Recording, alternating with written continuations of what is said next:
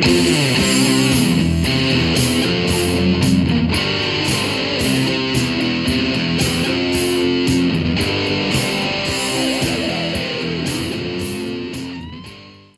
hi! Welcome to Someone Else's Movie, the podcast where an actor, writer, director, or nebulous industry figure gives a little love to a movie they didn't make.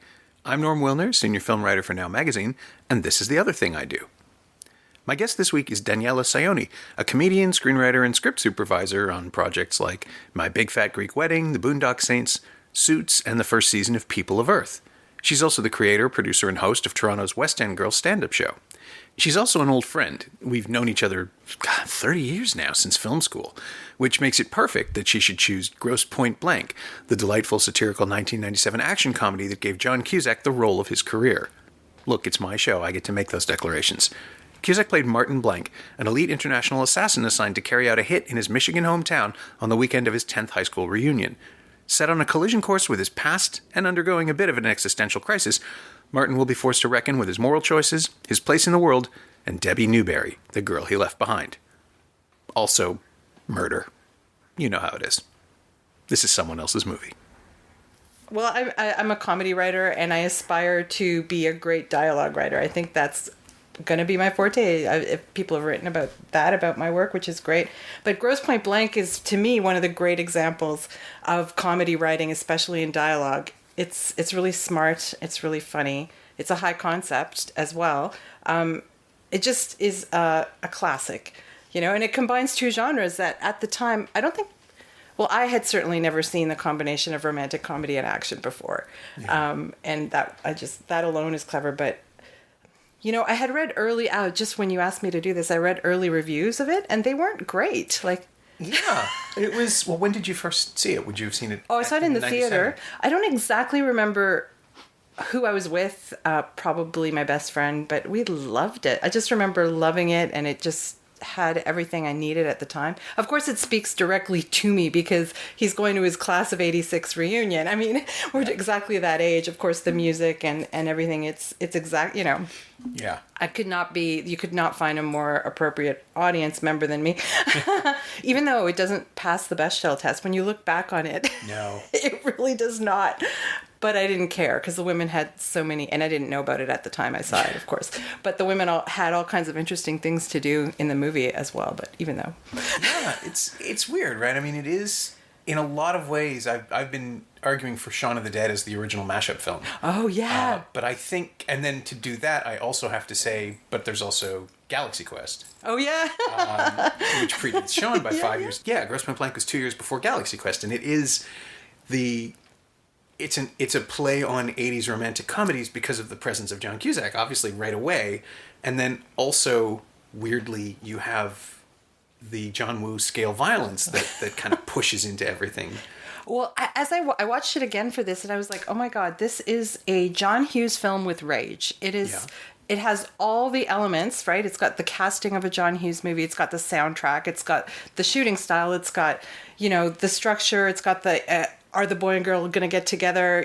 So it's like how, I actually had a theory at one point. I wonder, because I think at that point, John Hughes had quit the business in a, not in rage, but in a, like, he was just tired of Hollywood and he just wanted, and I had this feeling at the back of my head that he must have been somehow involved, because this screenwriter who first pitched the idea, like he was an unknown, and he still didn't do anything after.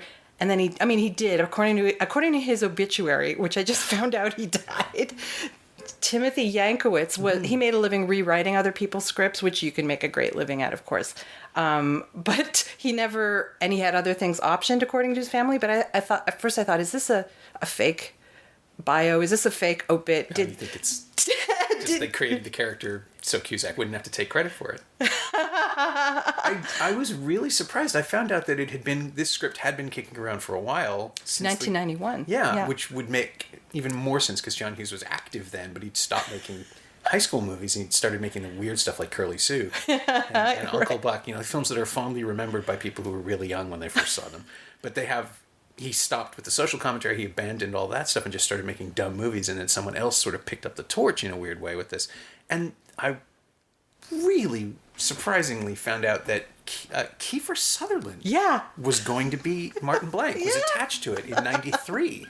Yes, that's right. And I mean, yeah, I could see it. I sort of could. Like, right after Flatliners, that Kiefer Sutherland could do it.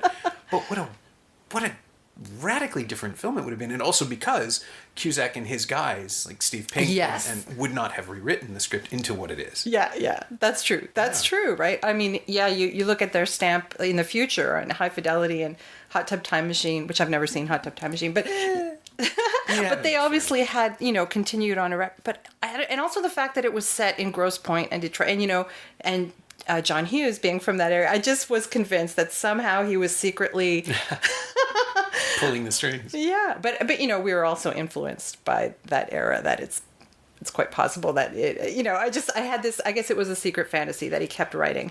But did you read how the writer Tim Yankowitz died? No. He was asked at he was living in Santa Barbara, and he was near one of the USC campuses, and the professor said, "Hey, can you come talk to my class tonight about Grosse Pointe Blank?" And he had a heart attack. He presented the film and had a heart attack right there. And I was like, okay. At the screening. At the screening. He spoke about it. It was just during the Q&A. And he died. And he was like in his 50s or something. He was not old. So, yeah. So, is that a fake obit? That's the kind of thing there's going to be witnesses. Yeah. Exactly. That's horrible. Yeah.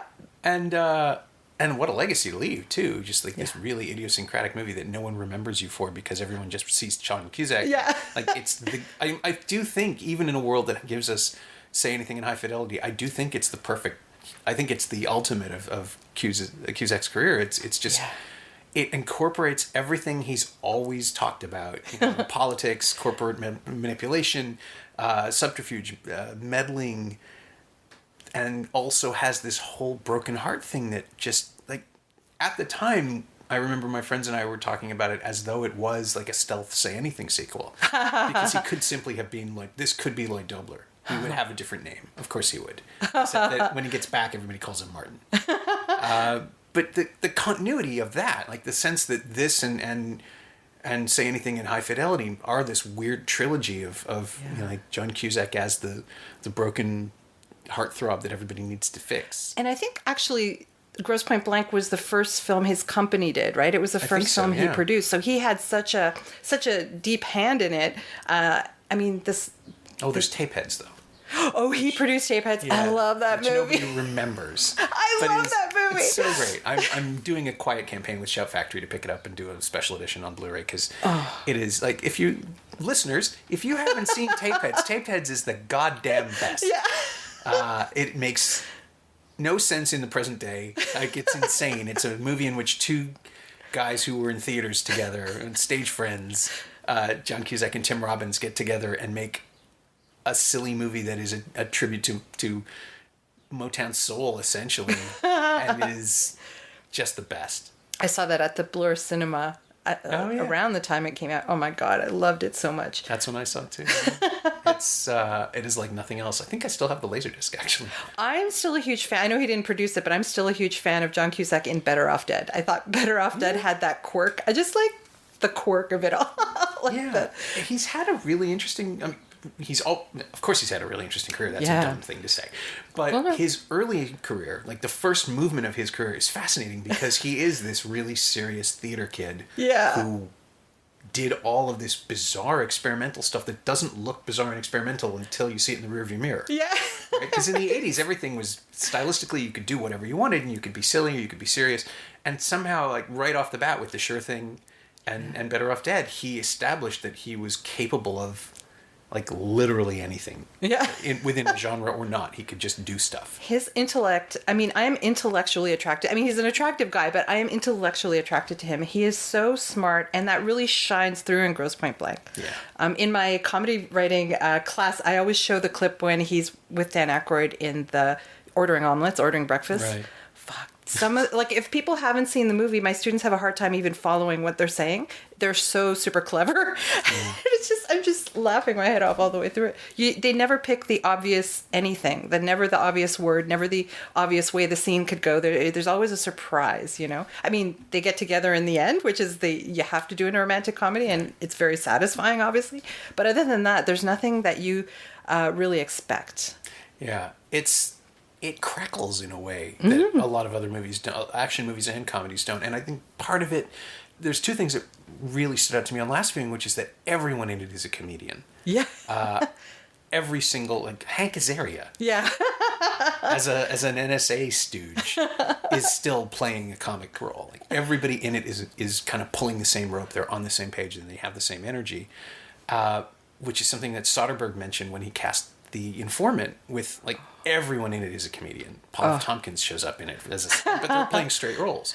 And he said he just wanted to do that to see what happened, to see the comic energy and then infect a serious movie, which then turns out to be not so serious at all because it's fun. But part of it is the fact that he has cast people who are going to give him the wrong line reading or the unpredictable angle no matter what. Oh, there's nothing I love more than working with a full cast of comedians. Like I worked on the Boondock Saints and there were so many comics in that. And it's again, like, I mean, whatever you think of the Boondock Saints, it is ultimately funny. And I guess partly intentionally, but yeah, that and Willem of course Dafoe doesn't get enough credit for that one. Oh, he's so funny. He's so funny. He found the top and he kept going. But I interrupted you. Oh no, it's okay. And People of Earth, which is a comedic show, so they hire but it's just such a night and day working experience. So I could, and that's the thing. I worked with Dan Aykroyd, but not in a comedic role. I worked on Sci Factor season 1. Oh, okay. And he's he's got this crazy intellect, like so smart. And he would just come in and do, the intros and I guess it was just the intros to every episode. We'd shoot him on a day or two. He'd remember everyone's name. He'd leave for months and then come back and do some more. Super sharp, super smart, very, very, very serious and very into the paranormal. Oh, yeah. Little did I know he was going from our show to go work on Grosse Pointe Blank. I would have begged to follow him and be on set, but... And his character, the story there, like he wanted to play it with an Eastern European accent, like he was kind of an ex-KGB or I can't Eastern believe Bloc that. guy. And it would have killed it. Yeah. He's so good as a normal person. Oh yeah, as him, it really read like himself. Yeah. Like he had him and his brother had a lot of interesting theories about everything, like conspiracy wise. I mean, I only heard, he didn't say it directly, but everyone on the crew's like, blah, blah, blah. Yeah. But you can see that there was so much of him in that character. So smart, so funny, so much rage in a way. But what did I want to? He's eminently reasonable. That was the other thing I wanted to. Like everybody's a comic, but everybody has a point of view that makes sense. Yeah, and they're all monsters. Like, well, not all of them, but Minnie Driver's okay. But everybody else is working this agenda and absolutely blind to the moral implications. The whole point of it is, what happens in a John Woo movie when someone wakes up and realizes that he's doing bad things. Oh yeah, as I rewatched it, I noticed because when I first saw it, I wasn't a writer yet. I didn't know anything about structure and like planting, the theme all over the place. And there's so many theme statements all the way through. Yeah. About second chances. There's a few lines about second chances. Life is full of second chances, and Aykroyd says it like right in the first scene where we meet him, when he pulls up and says, "Let's join a union." Yeah. And then Minnie Driver says that at one point. But I was like, oh, this is... And then I had read this review that criticized it for being sloppy. And I thought, this person doesn't understand because structurally it's perfect. He doesn't meet Minnie Driver. He doesn't see her until 30 minutes in. And she doesn't see him kill the guy and take off until 30 minutes before the end. That is like dead on perfect structure. Right? And what else? Oh, so Ebert loved the movie but hated the ending. He thought there was too much gun violence. I reread his review. Well, that's sort of the point. Exactly, right? Like, you can't do the two. You have to follow the tropes of the genres, even if you're mixing the genres, and that's what made it so hilarious. Yeah.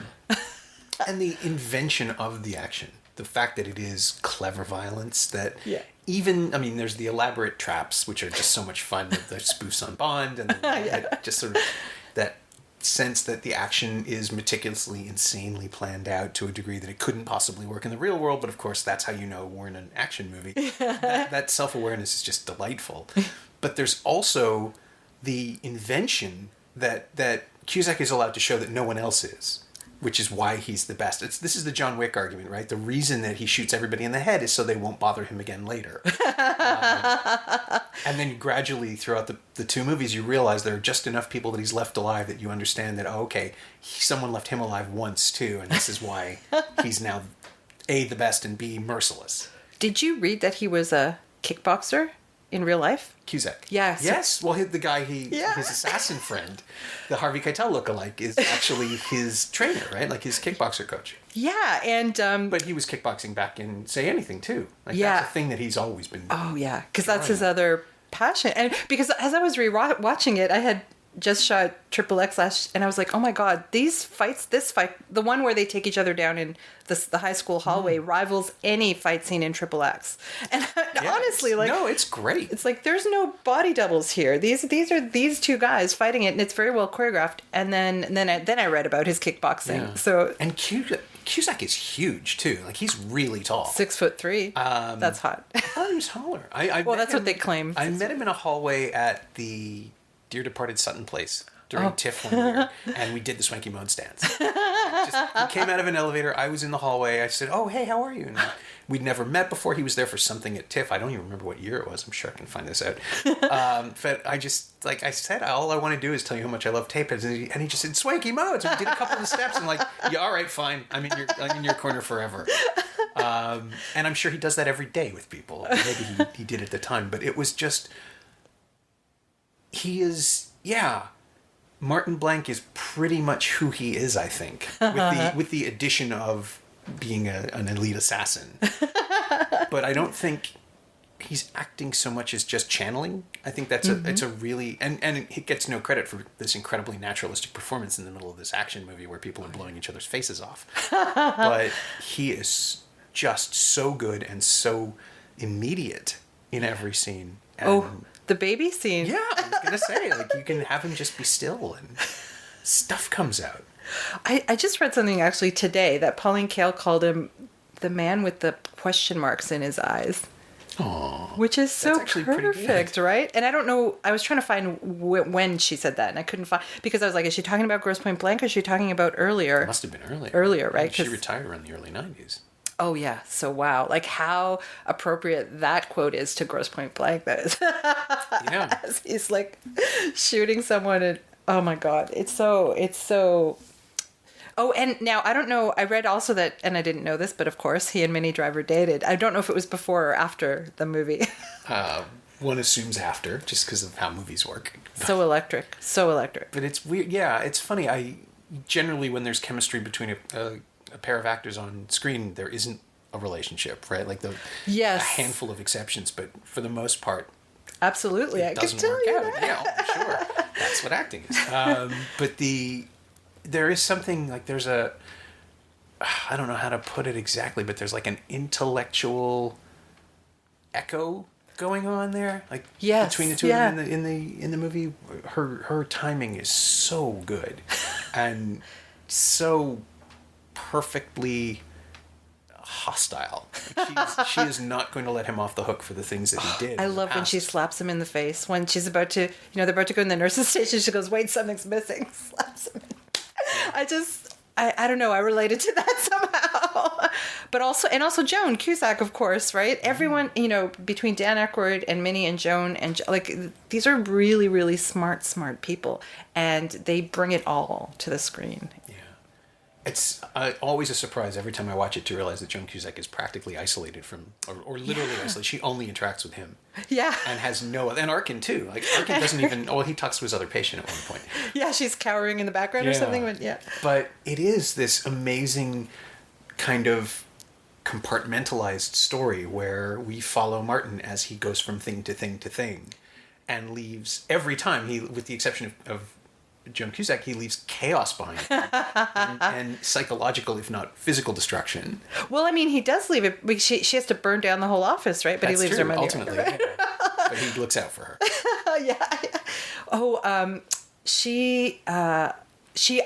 The film could have passed the Bechdel test in that one scene. I realized, because they have her talking to a woman when she's talking about the recipe and then yelling at the supplier for delivering. But it's just that we never cut to the woman she's talking to. She identifies her as a woman.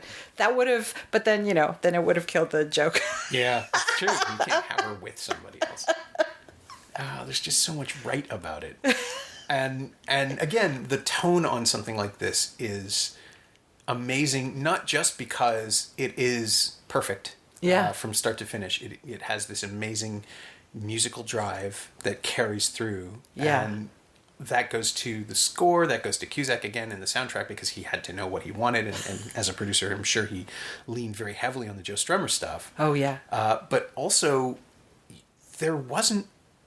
we were talking about this, there wasn't a movie like this before. There wasn't a tone like this. Pulp Fiction comes close. Yeah. Because it's playful and involved in the lives of its characters, and also incredibly violent, but it doesn't have the how can I put it? It doesn't have the joy that Grosse Pointe has. Like, the last moments of Pulp Fiction are really, really cool. When you walk out with the Men in Black from Brother from Another Planet reference, and you just go out on a high, and that's amazing, and that's Tarantino for you. And then somehow 3 years later, Armitage figures out a way to make that high last for the whole 100 minutes. And I always wonder how much of that is because of how old we are. We are the right age for this. Yes. But Armitage was not. He's like my mother's age. Yeah. So how did he do it? I mean, he's just got to be some kind of genius. He only did one more film after this, and he only did very few films. And it's a mess. Yeah, The Big Bounce. Oh, was it? Yeah, it's a remake. It's the movie that every time I watch Grosse Pointe Blank, I want to look at The Big Bounce again, and then twice now I have, and I'm like, no, it's not good. It was part of the Elmore Leonard wave, the post-Soderbergh Leonard wave, and it is not good. But did you know, I looked it up because I was like, who is this man? Miami Blues, on the other hand. Oh, was it great? You haven't seen it? No. Oh, wow. Yeah, Miami Blues is produced by Jonathan Demme, directed by Armitage, based on a Charles Willeford novel. It is, still Alec Baldwin's greatest role. Jennifer Jason Leigh is fantastic in it. Fred Ward is amazing. Oh. It's, dead perfect. Brightly colored, sun-drenched Florida noir. And it's amazing. Again, walking a perfect line between self-aware commentary on the genre and straight up genre story. Really unpleasant violence, really funny relationship stuff, but with much more menace. You're not supposed to like Baldwin's character. He is he's a pure sociopath. Wow. So does he always direct movies about sociopaths? He seems good at it. He definitely works in the crime genre. It really is fantastic, and it's one of those movies where I think I have managed to will it into existence on Blu-ray, just because I know the guys at Shout Factory, and I sent them an email as soon as I heard they'd acquired this catalog package, and Tom Chen has never confirmed or denied this, but I'm pretty sure that my all-caps email, "Oh my God, you have to put Miami Blues out," I have willed that into existence. But yeah, no, anybody listening to this, George Armitage is a guy that you should really know more about, and yeah, he didn't work very much. He worked regularly every 5 years. He would put something out. There's 6 years between Miami Blues and Grosse Pointe Blank. Did you know that he came out of the Roger Corman?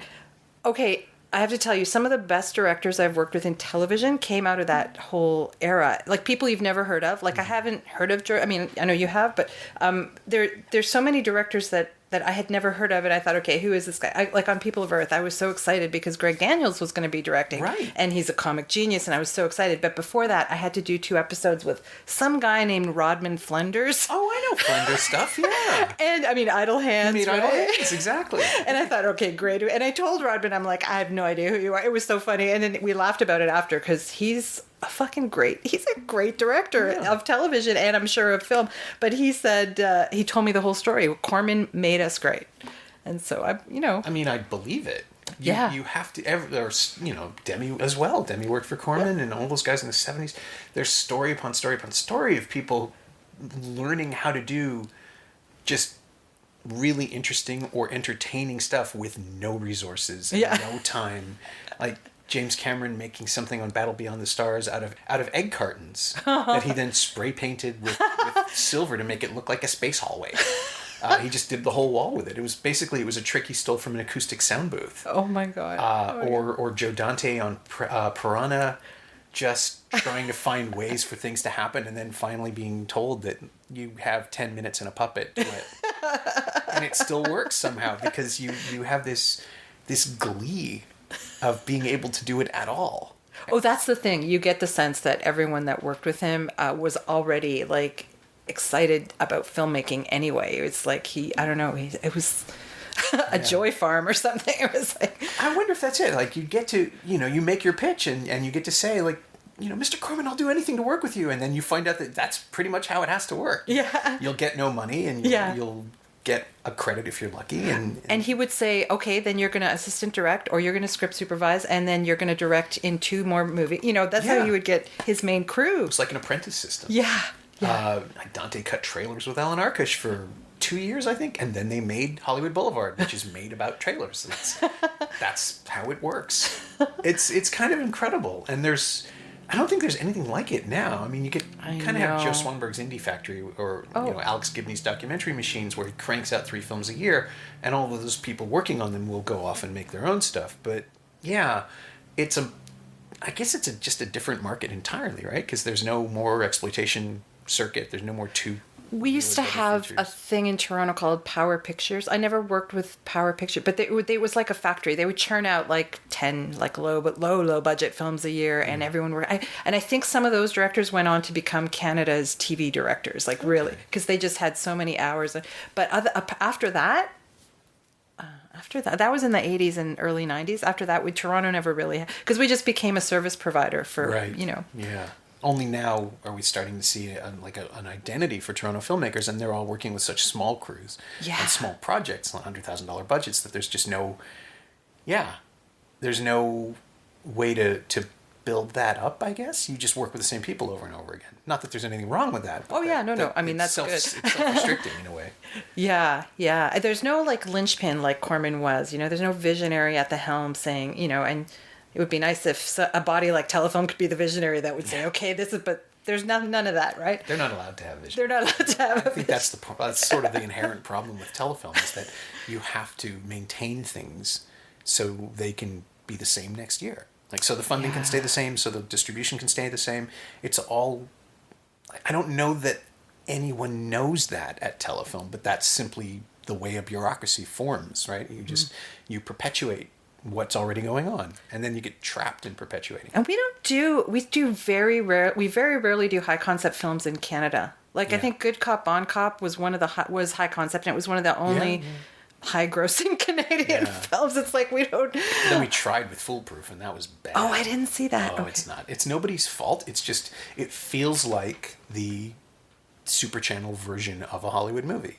Oh, that's bad. Yeah, I mean, it's not Ryan Reynolds' fault. It's not Kristen Booth's fault. It's all they're doing exactly what they're supposed to do. But it's got that. It still had that Canadian color timing. It had the look that says we shot this and posted this in Ontario. Oh man! And everybody knows what that is. Hey man, we shoot so many movies in Ontario, they look fantastic. But that's digital grading. The one lab that processed everything, like you can always tell in the early '90s, right? Who the colorist was? Yeah. Oh, that one came out of the NFB lab. You can always you can spot this blue-green tint. That's right. That dominated Canadian cinema. Cronenberg's films didn't look like that, and the Goyan's films didn't look like that because they made the effort. Right. But so many other films. I remember sitting down for something once at an NFB screening room. Oh, it was Paint Cans. It was Paul Donovan's films. Right. And this was this hugely anticipated adaptation of a daring novel, and within 2 minutes it's like, is he making a commentary that all Canadian movies look the same, or does this just look like every Canadian movie? And I never got an answer. And I guess it works either way, but it's just one of those things where it's like, oh no, you're part of the problem. This isn't going to solve the... that reminded me of my friend worked on SCTV, and I made some comment about the makeup, and also in Made in Canada. I had made some. Remember that show Made in Canada? I made some comment about how the makeup was so terrible, and my friend said we did that on SCTV, and people would, but that was the joke. It's like we're making something cheap. Right. Yeah, you can turn it into an asset if you're clever about it. But then, to see that and not realize that. Yeah. It's like, I mean, it would be like watching Grosse Pointe Blank and wondering why he gets the girl. Right? Oh, but he's killed a whole bunch of people. Does he really deserve to be happy? And that's why the ending is so great. It's because so it might great. not work. Because they... I can't even imagine another ending. That's why, I mean, and Ebert wasn't the only one to say he hated the ending. I still don't get it. And this other guy, I mean, he had a blog, but he said that it looked like it was a post-production mess because they slapped together all these songs. And I was thinking, what? No. I can imagine Cusack does a mixtape for every single movie he produces and decides that first. And everything will be built around that. I would think it works the other way. And it was perfect. Yeah, and the soundtrack for this film specifically, it informs everything. And it's still one of the greatest soundtracks of all time. I love it. Yeah. That Matador song showed up in Desperado about 2 hours later. Or no, maybe it wasn't Desperado. It was something else that year. Maybe it was Desperado. El Mariachi was 92. Desperado was earlier. But it wasn't the only time I'd heard that song before. But it's perfect. Was it in Pulp Fiction, maybe? I don't know. No, but you know that Armitage and Tarantino were friends. Mm-hmm. Yeah. Well, of course Tarantino would love him. Miami Blues is really the pre-Tarantino movie. It's the one that points you towards it, I guess. Just the chatty villain thing, but married to a visual sensibility that's really gorgeous. Yeah. And, that comes along, and then a year later we get Reservoir Dogs, and they married each other in my mind. They feel perfect together. Oh, man. I have to see this movie. Yeah, you do. It is magnificent. And I'm like, am I overselling it? No, I am not. Everyone go out and buy the Shout Factory Blu-ray of Miami Blues because it's that good. Awesome. And for years you couldn't even get like an anamorphic DVD of it. It was only available in this. MGM released it in this 4:3 widescreen. Ugh, it was awful. It finally returned 2 years ago and got the release that it deserved, and I will do anything to get. I'm kind of disappointed no one's picked Miami Blues yet. We'll get there. But no, it's so good, and it is absolutely relevant to the discussion of Grosse Pointe Blank because it's the movie that shows you where this one came from, or maybe why Cusack needed Armitage to direct it, because it was a left field choice. Right. Like the 10 of us who had loved Miami Blues were like, oh my God, it's a new Armitage movie, whatever it is. And I this is the other thing. I saw Grosse Pointe Blank at a press screening or a public preview like the Wednesday before it opened. Oh, okay. And I remember it's one of a handful of films that I enjoyed far more the second time because the first time I was on the edge of my seat praying that it didn't fuck up. The tone is so great and the progression, it's so perfect that I'm like, they're going to blow the ending or the second act isn't going to work. There's something is going to go wrong. This is too good.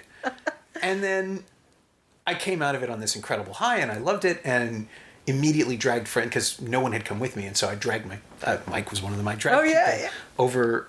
I think I saw it 4 times theatrically. It was at the Hollywood. It was just down the street from me, so I just kept going and kept finding reasons to go. And also, I knew it wasn't going to last, so it's like we should go right now. Let's go. Come on, Friday night, Saturday night. Let's go. And I think within 3 weeks, I saw it 4 times, including the preview. Oh my God! And each time it got better because I could enjoy the room.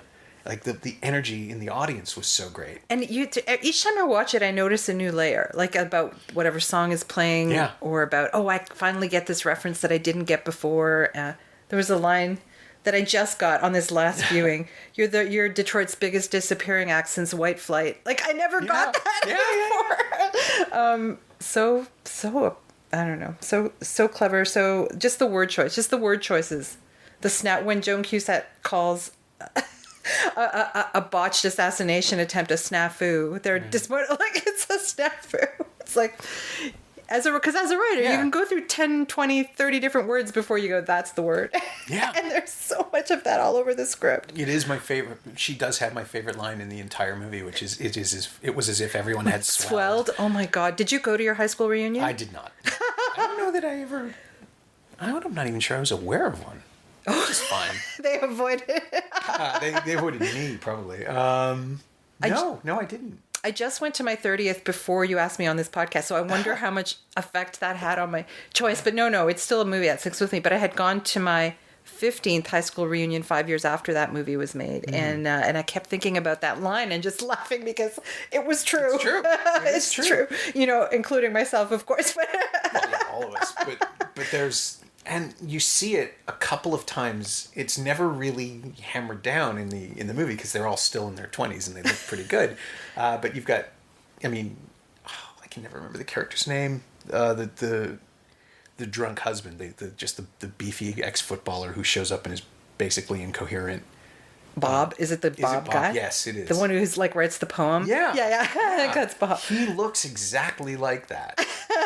Like that character has to look, and that's amazing casting. Yeah. It's just the minute you see him, you know his entire story. Like he was the football guy, and now he's just nothing. It's John Hughes casting, like I tell you. It's perfect. And that whole reunion, it just made me laugh. Yeah, because you recognize people you know in it. And I had read that Timothy based it on real people at his high school. Yeah, they had to change a couple of names apparently at the last minute. If this piece of IMDb trivia is true, that Piven's character was originally named for the guy that he did know. Yes. Oh, and did you know that Piven and Cusack were acting buddies? That he went to his parents' school? Forever. Yeah. Wow, I did not know that. Apparently, they broke up. They're no longer friends. Sometime in the last 15 years, they have had a separation. Oh man! I remember reading an interview about it once and going, "Aw." Sad. And I guess the other thing that's incredible about Piven is that he does have exactly the same energy that Jeremy Piven still kind of has. Yeah. In a weird way. Like he hasn't changed in 20 years. Yeah. And that's both an interesting commentary on the character that he plays and on Jeremy Piven. It's like Cusack, he's kind of been forced because he never really became the leading man that I think he wanted to be. Really? Within Hollywood, like he's off doing these weird little action movies and these European co-pros and stuff where he's in Cell with Sam Jackson, this Stephen King adaptation that is just not very good. But he's still pursuing the roles he wants to pursue. I don't get the sense, except for some of the action stuff, where I think he just wants to be he wants to go to Prague for 6 weeks, and this is how he does it. Yeah. Like he's financing an interesting life. He's not doing the make one for you, make one for them thing either. He's just going where the work is, but in a way that I feel like he's still chasing something, which is interesting. But Piven goes and does Entourage and becomes like deliriously typed in this thing and doesn't seem to want to leave it. Huh. And I wonder how much of it is him, because I mean, I thought he was. I didn't watch a lot of Entourage because I thought he was an asshole. It's possible, or maybe he's the best asshole. Yeah. He's good at this. But I can also say, like, it's weird that the dynamic between the two of them in Grosse Pointe is that that Martin Blank is happy to see this guy and then almost immediately tired of him. Yeah. And I just wonder if that's something that's coming because of their interests, and that's why Piven's perfect in the role, because Cusack knew he could do that with him. Oh, man. It's weird. It's one of those things where it gains so much meaning in retrospect, and I can never figure out if that's because I'm trying to impose meaning on it or because it was always there. This is the life of the film critic. It's like, well, this means this, probably. Oh, that's awesome. Yeah, it can be exhausting. It keeps you awake at night sometimes, I bet. Yeah, some.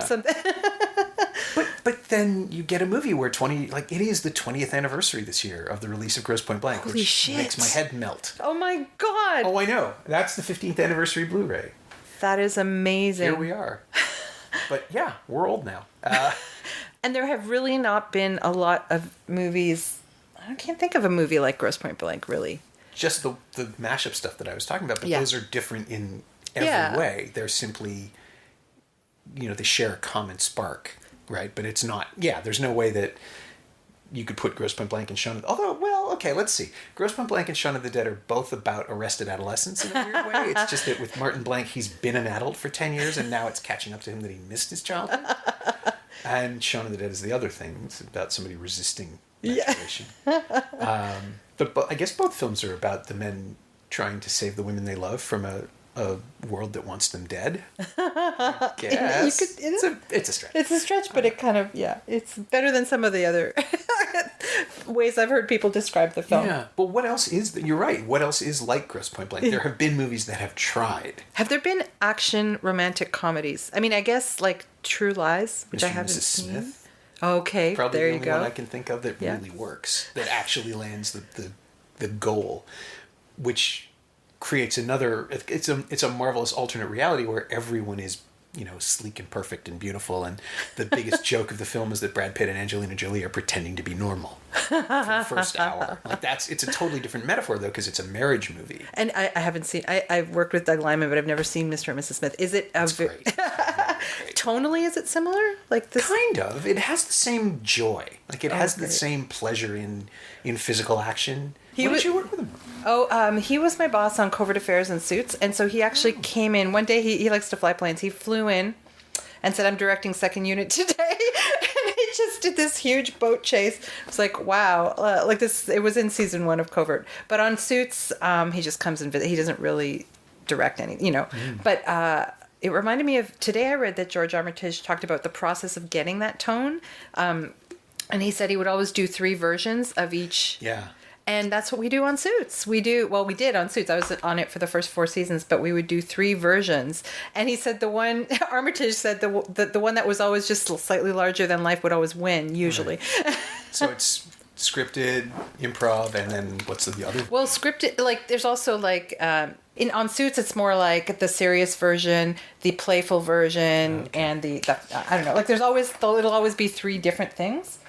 But, he basically shot 3 movies simultaneously. One that stuck to the script, one that was mildly understated, right? And one that went completely over the top. And the over the top would win. Okay. But that works for Grosse Pointe Blank because the reality is already heightened and insane. Yeah. It is crazy. I'm looking at the cover now and this weird, soft Photoshop picture of John Cusack looking adorably at the camera and Minnie Driver looking adorably at John Cusack. And it's like, that is not this movie. I mean, she hates him for the first half. He ruined her teenagehood. He destroyed so much of her. And then when he returns, he's there to kill her dad. Yes, but he doesn't know that. Right. But it is, again, it has to be, right? Like, there's no question that that's what's going on because this is that kind of movie. The smart structure of it, that when he sees the packet and just finally opens it, which he's been putting off the entire film, we don't even see it. We just know. Dumb fucking luck. And like you do have to suspend your disbelief. That's the one thing that you go, okay, like how, dumb luck. But then at the same time, he does make you believe that he doesn't really want to do this, whoever this kill is, he's really there for his reunion. And then, oh shit. Yeah, but it also gives him the magnificent excuse to get out of it. Yeah. Because if it's anybody else, he would probably have an easier time following through. Yeah. Even with the existential crisis. But then, of course, you have the classic, the now classic. I was trying to figure it out. There must have been other movies about elite fraternities of assassins where if you aren't if you give up, you become the target. And now we're all just like, well, it's part of John Wick Chapter 2. It's everywhere. It's part of the language. It's the thing you do when you play spy. It's like, well, if it's, Mr. Bond, it's time. If you haven't fulfilled this, we're going to send 008 after you. Yeah. And this film executes that in such a great, almost, I don't even know, depressingly resigned way. Everybody's really just pissed off and sad and tired.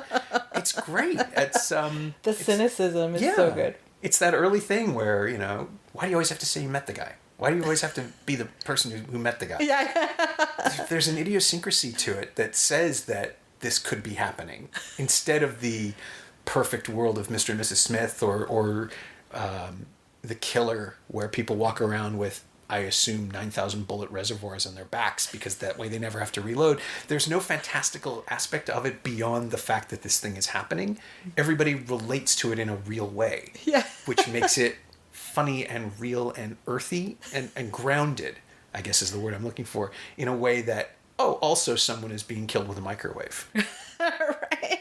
And it didn't, oddly, it didn't hit me the first time, but the union, like that line about lone gunman, get it? I didn't get into this business to get into relationships. It's the perfect, like, B story. It's the perfect. Yeah. And it gives Aykroyd's character a motivation that is, like, it's not nefarious. He's open about it. He really wants to start a union. Yeah. And that would lead us to, it would be so great if in an alternate universe, Grosse Pointe Blank gave us the John Wick world of, where there's... Have you seen the John Wick films? I haven't. I know people who've worked on them, and they sound amazing. They sound actually like... They're a lot of fun. Yeah. And they're psychotically detailed. The first movie introduces you to this hotel in New York City where all the assassins can go because it's sacred ground. You can show up and your mortal enemy can be there, and you have to have a drink. And you can't. And then the sequel just says, "Oh yeah, it's global. It's everywhere." There's this wonderful moment, and again, it feels like a Grosse Pointe Blank moment where Wick shows up in Rome to do. Yeah, they shot a whole sequence in Rome with Ruby Rose apparently because I worked with her right after that. Oh, she's great. Yeah. He shows up in Rome and goes to the other Continental, the other hotel, the equivalent in Rome, and it's Franco Nero is running it because of course he is, and he says, "I only have one question for you. You're not here for the Pope, are you?" No.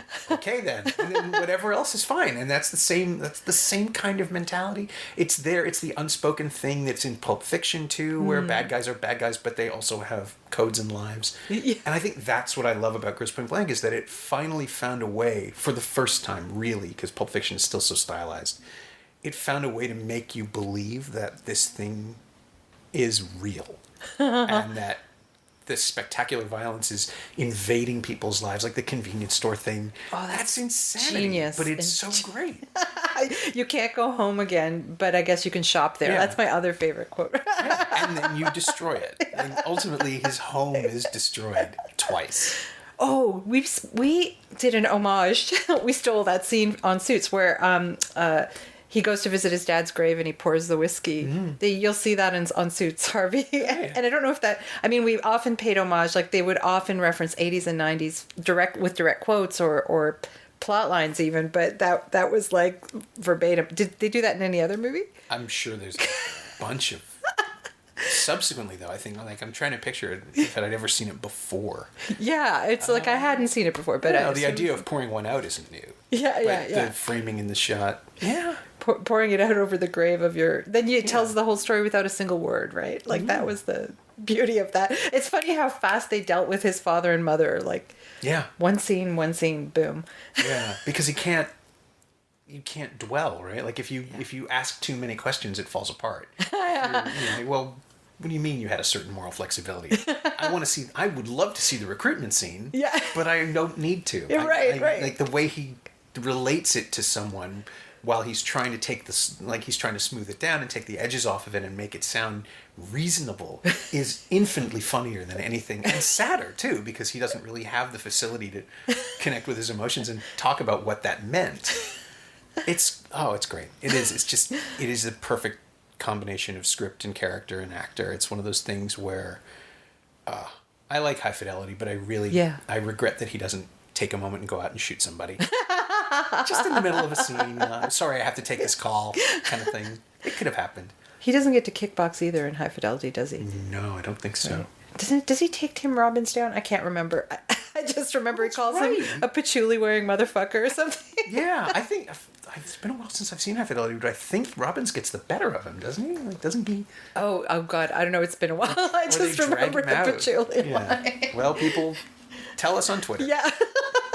Tim Robbins is out there. You're welcome to come on the show and defend yourself. Just, with words.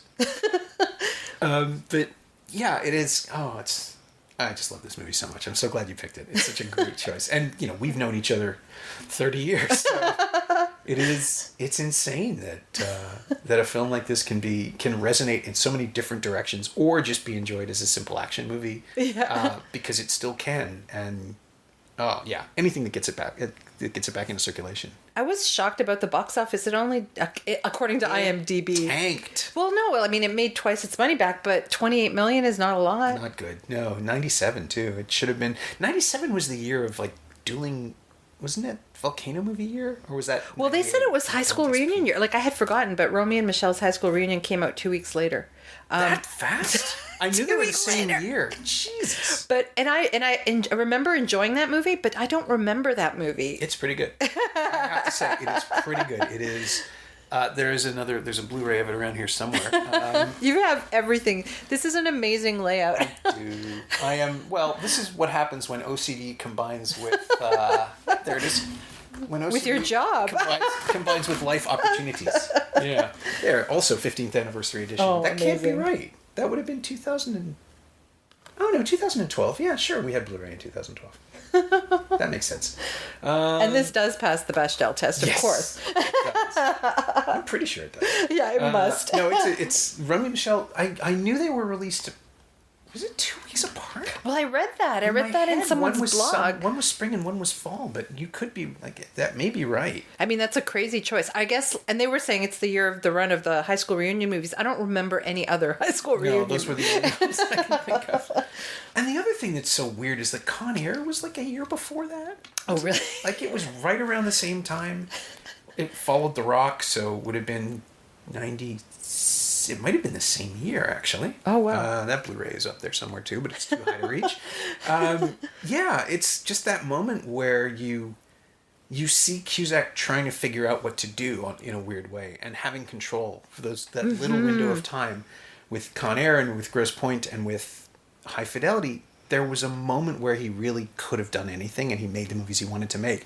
And it still bothers me that they weren't bigger hits. Like, it should have been... Okay, Con Air was.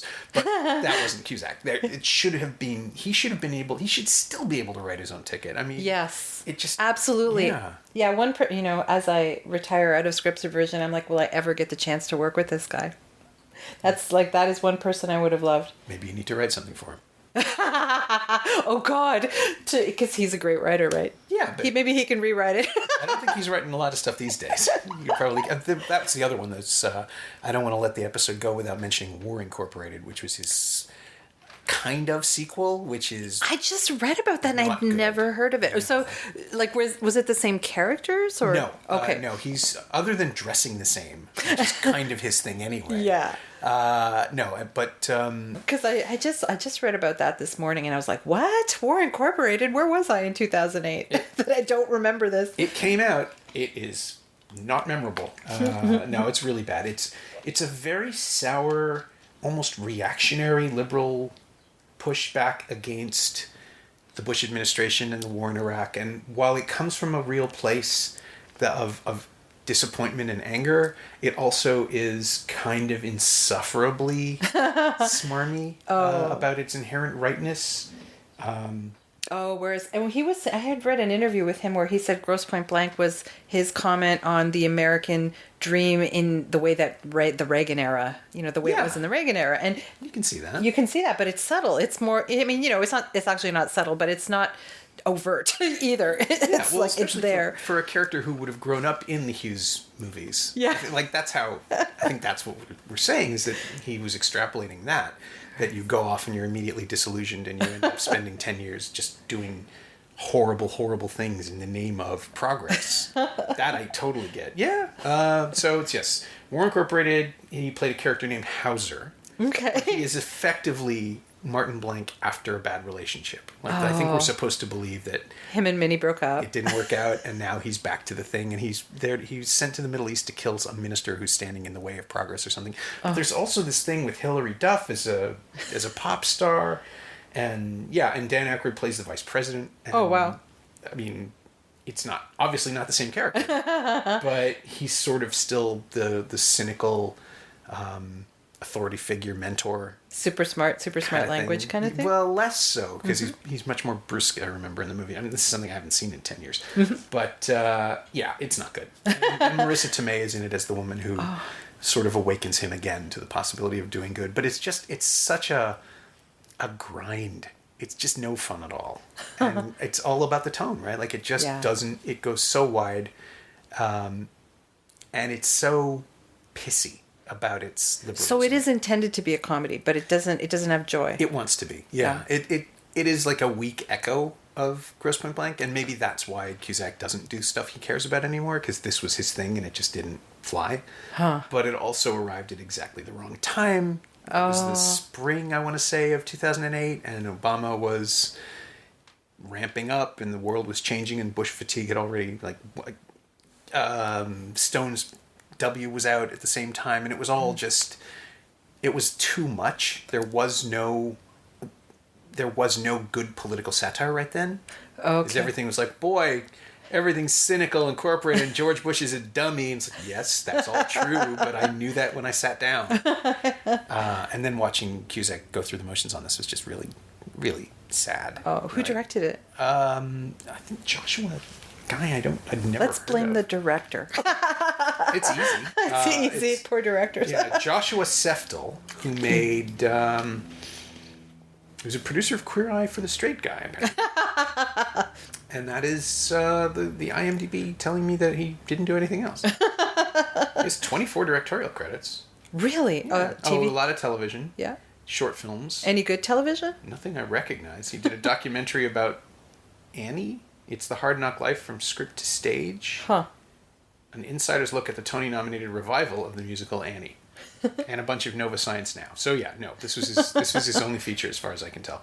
And it was not good. So that's good, I guess. Self-selection. But yeah, no, best not to bother with it and to just focus on the original as a singular piece of entertainment that is truly, like, I'm going to argue for it as Cusack's finest hour. It is so goddamn great. Yeah. So the final question on the podcast is always the same as well, which is, what of Grosse Pointe Blank have you borrowed or stolen or lifted or incorporated into your creative DNA? That is a great question. You know, well, the spirit, I would say the spirit of it. I work really, really hard always to add a surprise to every scene. And, you know, it's funny. It's like no one ever told me to do that, but Grosse Pointe Blank has stayed with me in that sense. It's like, okay, what is the opposite of what we would expect to happen? What is the and it, also in the way I use words, I aspire to write a script with that kind of language. I mean, I believe that I'm going in that direction, but it is obviously, I consider it a masterpiece of dialogue writing, of comedic dialogue writing. So I don't believe I'm there yet, but I aspire to have a surprise turn in every scene and to use language that is outside of the norm. Very early on in high school, one of my English teachers read a statistic about the number of words in the English language that was used on Three's Company versus Cheers and Frasier. And it's because of the intellectual characters in Frasier that it was a difference between 397 and 800 words in the English language. Now, if you think about Grosse Pointe, I know it's surprising, right? It's surprising because you'd think there's more words than that. But no, the writers, they literally analyze the words. So if you look at Grosse Pointe Blank, there's words in there you don't see in almost any other. So you can imagine it's probably over 1,000, right? And it is. There's so much pleasure taken in the language. The characters, the characters are smart and the actors are enjoying it. Yeah, exactly. Oh God, if you're not having, by the way, I as a crew member, as a lowly crew member, will, ever since Greek Wedding, and which was 1999, I will always choose a movie based on the script. Now you will see maybe a couple of exceptions to that on my resume where you're like, well then why did you do XXX? It was 100% fun, by the way. But if you have to find the joy, and for me the joy starts with the script. If you can see the potential for joy in the making of it, Yeah, well, that's good. So what is the most joyful experience you've ever had? Oh, as a crew member? Yeah. As a crew member, I would say, well, Greek Wedding certainly, because we had to shoot that in 30 days. We had 10 actors. I can't remember the number. We had an insanely large amount of cast in every scene, and we laughed every day. We never went overtime. And I know it was very, it was accused of being shot very pedestrian, but that was a TV director. I thought he did an amazing job. He just did something that was a really hard thing to achieve in 30 days and pulled it together. And I would say the other one would be Boondock Saints. Okay.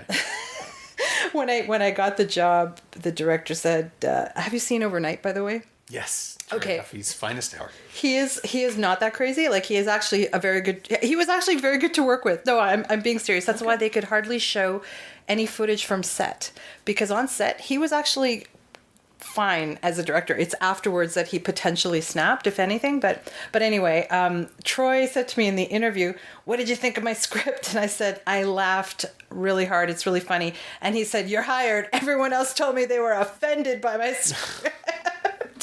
So I don't know. I just got it. But then, like, that was the first time I got to work with so many comedians, like so many. It was very fun.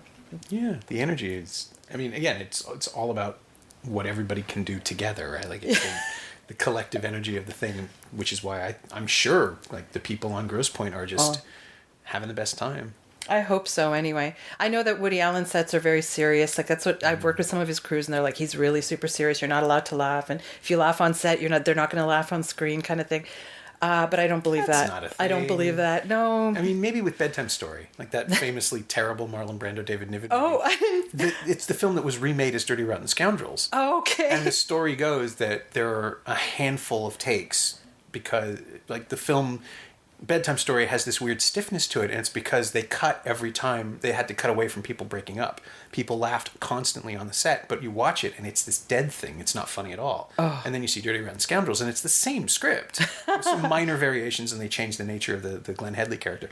But the relationship, like the scene, there are entire scenes that are identical. Oh, wow. And they're hysterical because Kane and Martin are just they're incorporating that pleasure. They're not trying to stay straight. Like they smile, they sneer, they're doing stuff. And Grosse Pointe has the same kind of energy to me. It's the fact that Aykroyd and Cusack genuinely enjoy their scenes together, even though Cusack hates him. Like there's this sort of weary tolerance for him because these are nice people to talk to. And yeah, they're equally matched in terms of wits and ability. It's so funny. Yeah, a couple of Chicago guys just yeah, really. Yeah. So okay, so go do that as a screenwriter. Okay, yeah, I could do it. No problem. I'm also from the class of '86. I could do this. There you go. My thanks to Daniela Saioni, who's currently developing a screenplay, the WBI, with her co-writer Annie Bradley, and prepping for work on another great big movie project we'll be hearing about pretty soon. You can find Daniela on Twitter at HellaciousD, D-E-E, all one word, and you can find Grosse Pointe Blank on DVD and Blu-ray from Walt Disney Studios Home Entertainment. It's also available for sale and rental on iTunes and Google Play, and streaming on Netflix Canada. As always, you can find me on Twitter at Norm Wilner, and elsewhere on the internet at nowtoronto.com. You can also find this podcast on Twitter at Semcast, S-E-M-Cast, and on the web at someoneelsesmovie.com. If you want to leave a review on iTunes, that would be very kind of you. Maybe you could say something awesome about how I killed the president of Paraguay with a fork. Thanks for listening.